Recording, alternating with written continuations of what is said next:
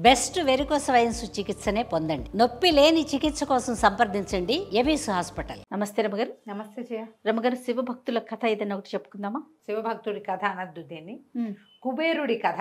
ఓ, కుబేరుడు ఉన్నాడు కదా, ఇప్పుడు వాళ్ళ మన కుబేర త్రయోదశి ఏమంటారు దానికి, మన ధంతేరాసు కుబేర పూజ చేయాలంటారు. అసలు ఈ కుబేరుడు ఎవరు, ఎలా అతనికి ఆధిపత్యం లభించింది, దిక్పాలకుడు ఎట్లా అయ్యాడు అనే దాని మీద కథ. పూర్వం అంట కాంపిల్య నగరంలో యజ్ఞదత్తుడని ఒక బ్రాహ్మణ ఆయన ఉండేవాడు. చాలా కాలం సంతానం లభించక భార్య ఆయన ఎంతకాలమో శివ పూజ చేయగా లేక ఒక కుమారుడు కలిగాడు. గుణాలకి నిధిగా ఉండాలి తన కొడుకని అతనికి గుణనిధి అని పేరు పెట్టారు. అయితే వీడంత సద్గుణనిధి కాదు, దుర్గుణనిధి అయ్యాడు. లేక పుట్టిన కుమారుడు అవటంతో ఆవిడ బాగా గారాబం చేసేది. ఆయన కూడా అంత పెద్దగా అడ్డుకట్ట వేసేవాడు కాదు. క్రమంగా పిల్లవాడికి దుర్జన సాంగత్యం, దానివల్ల అక్కర్లేని అలవాట్లు అబ్బినాయి. తల్లి చాటు మాటగా పిల్లవాడికి డబ్బులు ఇచ్చేది తండ్రికి తెలియకుండా. పోయి ఆడవాడికి జూదం ఆడేసి అట్లా ఇట్లా పిచ్చి పిచ్చి పనులన్నీ చేసేవాడు. ఇంటికి వస్తే తల్లి ఏడ్చి మొత్తుకునేది, కానీ అడిగిన డబ్బులు కాబట్టి ఏడ్చి వాడు గొడవ చేయగానే ఇచ్చేసేది. భర్తకి పెద్దగా తెలియని ఇచ్చేది కాదు. ఆయన వచ్చేసరికి పిల్లాడంటే వేదాధ్యయనానికి వెళ్ళాడని చెప్పేది. పిల్లాడిని వెనకేసుకొస్తారు, తల్లులు చేసే పనే ఇది. వాడిని కాదనలేరు, వాడి కోరిక కాదంటే ఇష్టం ఉండదు, వాడిని దుఃఖపెట్టకూడదు, వాడిని కష్టపెట్టకూడదు, వాడు మొత్తుకుంటే చూడలేరు. ఇవన్నీ ఉంటాయి తల్లుల తాలూకు సహజ లక్షణాలు. ఇలా ఏమైందట, ఒకసారి ఈ గుణనిధి అమ్మని డబ్బులు అడిగితే డబ్బులు లేవంది ఆవిడ. కొద్దిగానే ఇచ్చింది. ఈ అబ్బాయికి ఎక్కువ డబ్బు కావాలి. ఏం చేశాడు, పెట్టెలోంచి ఒక వజ్రపు టుంగరం ఉంటే పెట్టెలో అది తీసుకుపోయాడు. జూదంలో వజ్రపు టుంగరమే పెట్టి ఆడాడు. ఆ వజ్రపు టుంగరం పోయింది. ఆ గెలిచిన వాడు వేలికి తోడుకొని వెళ్తున్నాడు. అప్పుడే రాజాస్థానం నుంచి తిరిగి వస్తున్న యజ్ఞదత్తుడు గారికి ఈ ఉంగరం చూశాడు. ఉంగరం ఎక్కడో చూసినట్టుందేంది, బాగా పరిశీలించి తన ఉంగరమే అది. గబగబా ఇంటికి వెళ్ళి పిల్లాడేడంటే వేదాధ్యయనం అంది ఎప్పట్లాగానే. సరే, వజ్రపు ఉంగరం ఉండాలి, పట్టుకురాను. అది లోపల ఉందిలేండి, మీరు కాళ్ళు కడుక్కోండి, అన్నం తిందురు కానీ ఇప్పుడు అది ఎందుకు అంది ఆవిడ. ఆయన గట్టిగా కేకలేశాడు.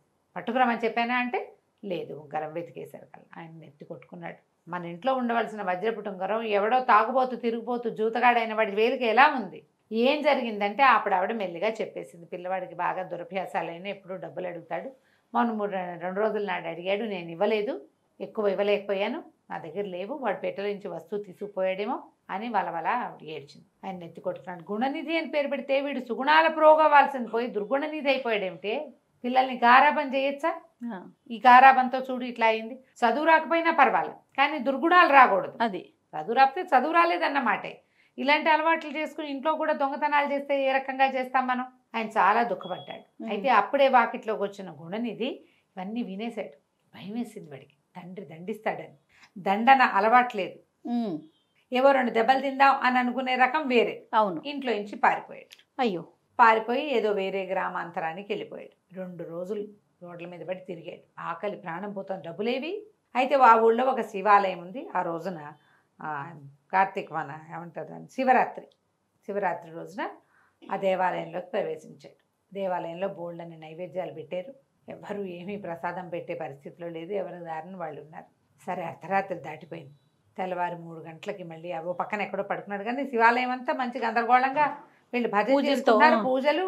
ఆ తర్వాత ఏమో జాగరణ చేయటం కోసం జనాలు, భక్తులు కొంతమంది శివభజనలు ఏవో చేసుకుంటున్నారు. ముందంతా ఏమో ఏకాదశి రుద్రాభిషేకాల హడావిడి 1:30-2 దాకా. అది అయిపోయాక ఈ తెల్లవారుజాము వరకు, తెల్లవారి దాకా జాగారం చేయడం కోసం శివభజనలు, శివభక్తి తత్పరులు కొంతమంది ఉంటారు, వాళ్ళు భజన చేసుకుంటున్నారు. నిద్ర పట్టడం లేదు, కాసేపు పడుకుంటున్నాడు. మాగన్నగా మెలకు వచ్చేస్తోంది, ఆకలేసేస్తోంది. సరే, అంతరాలయంలో లోపల గర్భాలయంలో ఏమైనా ఉన్నాయేమో చూద్దామని లోపలికి వెళ్ళాడు. చీకటి పాట వెళ్తే వెలుగు లేదు లోపల. ఒత్తి దీపం కొండెక్కేలాగా ఇతను ఏం చేశాడు, పై పంచె చింపి చిన్నగా ఒత్తి చేసి ఆ ఒత్తిని నూనెలో తడిపి ఒత్తి వేసి ఆ ఒత్తి వెలిగించాడు. వెలిగిస్తే మొత్తం గర్భాలయం అంతా దగదగాయమానంగా కనపడడం మొదలుపెట్టింది. వెలుగులో కనిపిస్తుంది.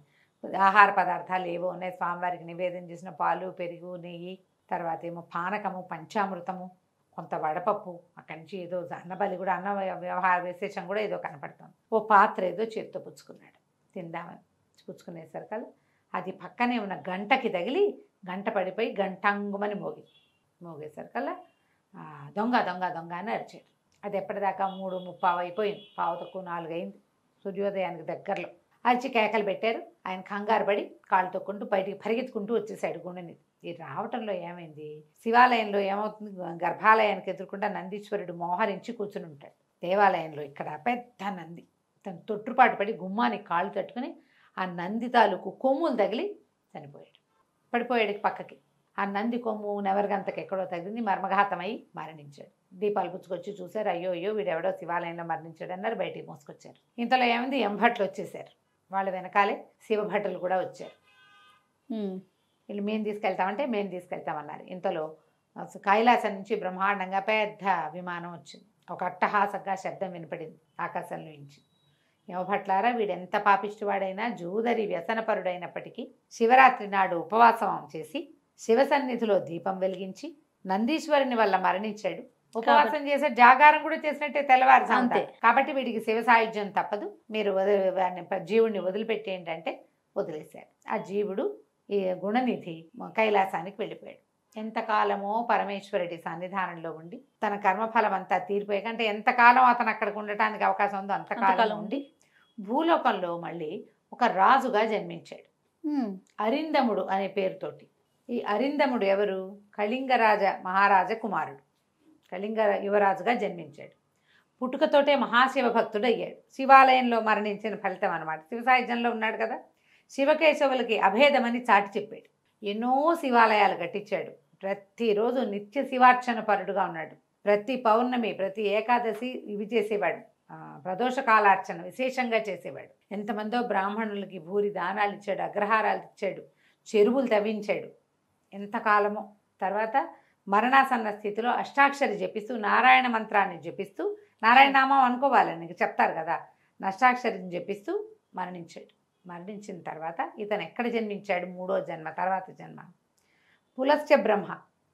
పులస్త్య బ్రహ్మ కుమారుడు విశ్రావసు. ఆ విశ్రావసు కుమారుడే రావణ బ్రహ్మ. ఈ విశ్రావసుకి మొదటి ఇంకొక భార్య ఉంది. ఈ విశ్రావసువు దేవవర్ణి అనే అమ్మాయిని పెళ్లి చేసుకున్నాడు. భరద్వాజుని కూతురు ఆవిడే. దేవవర్ణికి ఒక కుమారుడు కలిగాడు. ఆ కుమారుడి కుబేరుడు. వైశ్రావణుడు అనే పేరుతో పిలిచేవాడు. విశ్రావసు కుమారుడు ఇతనే సాక్షాత్తు కుబేరుడు. ఎంత సౌందర్యవంతుడో, ఎంత శివభక్తిపరుడో. కుబేరుడు మహా అందగాడని చెప్తారు. ఎంత అందగాడోట. అయితే ఈ కుబేరుడు మహాద్భుత సౌందర్యవంతుడు. ఈయన చూసి పిల్లవాడు ఎంతో ముద్దుగా ఉన్నాడని ఆ దేవజాతుల వాళ్లే చాలా ముచ్చటపడేవాళ్ళు. ఎంత ముచ్చటపడేవాళ్ళు. అప్పుడు ఈ పాతాళంలో ఒక రాక్షస జాతికి చెందినటువంటి, అసురు జాతికి చెందిన కైకసి అనే ఆవిడ ఈ కుబేరుని లాంటి కుమారుడు కావాలని కోరుకుంది. కోరుకుని విశ్రావసుని ఆశ్రయించింది. ఆయన వివాహానికి అడిగింది, నాకు కుమారులు కావాలి, నన్ను వివాహం చేసుకోమని. అయితే ఆమె ఆ విశ్రావసుని ఆశ్రయించిన సమయం, పిల్లలు కావాలని అడిగిన సమయం సంధ్యా సమయం అవటం వల్ల ఆమెకి రాక్షసులు జన్మించారు. పుట్టిన వాళ్ళు ఎవరు? రావణ కుంభకర్ణులు. ఇప్పుడు రావణ కుంభకర్ణులు కుబేరుడికి సొంత అన్నదమ్ములు. విభీషణుడు, శూర్పణఖ కూడా విశ్రావసు యొక్క సంతానమే కదా. వీళ్ళంతా ఒక చోట పుట్టిన వాళ్ళే, ఒక తల్లి పిల్లలే. అయితే ఏమైంది, విశ్వకర్మ మహాద్భుతమైన లంకా నగరాన్ని, స్వర్ణ లంకని చేసాడు. లంకానగరాన్ని నిర్మించి అది ఈ వైశ్రావణుడైన కుబేరుడికి ఇచ్చాడు. కుబేరుడి సవితి తమ్ముడైన రావణాసురుడు కుబేరుడిని కొట్టి అతన్ని జయించి లంకని తీసేసుకున్నాడు. లంకని. ఆ లంకని లాక్కున్న తర్వాత కుబేరుడు ఎంతకాలమో పరమేశ్వరుడి కోసం తపస్సు చేస్తే అప్పుడు ఈయన ఏం చేశాడు, మన పరమేశ్వరుడు కుబేరుని యొక్క తపస్సుకి మెచ్చి అతనిని యక్షులకి రాజుని చేశాడు. అతనికి ఉత్తర దిక్కున అలకాపురి అనే ఒక నగరాన్ని ఇచ్చాడు. దాంట్లో చైత్రరథము అని అత్యద్భుతమైన ఒక ఉద్యానవనం కూడా ఉందట. దాన్ని కుబేరుడికి ఇచ్చాడు. యక్షులకి రాజుని చేసి నవనిధులని కుబేరుడికి ఇచ్చాడు. శివుడు పరమేశ్వరుడు. పరమేశ్వరానుగ్రహం వల్లే ఆయనకి లంకా నగరం లభించినప్పటికీ రావణాసురుడికి ఇంకా ఎక్కువ వరాలున్నాయి. అతను బలశాలి, బలవంతుడు. పైగా ఎవరు రావణాసురుడు? విష్ణువు యొక్క ద్వారపాలకుడు. ఎందుకు కదా పుట్టాడు, భగవంతుని చేతిలో మరణించడానికి పుట్టినవాడు. మహాబలవంతుడు, బ్రహ్మవర ప్రసాది, శివవర ప్రసాది అవటంతో రావణుణ్ణి కుబేరుడు జయించలేకపోయాడు. కానీ తనకంటూ ఒక ప్రత్యేకతని తను సాధించుకోగలిగాడు.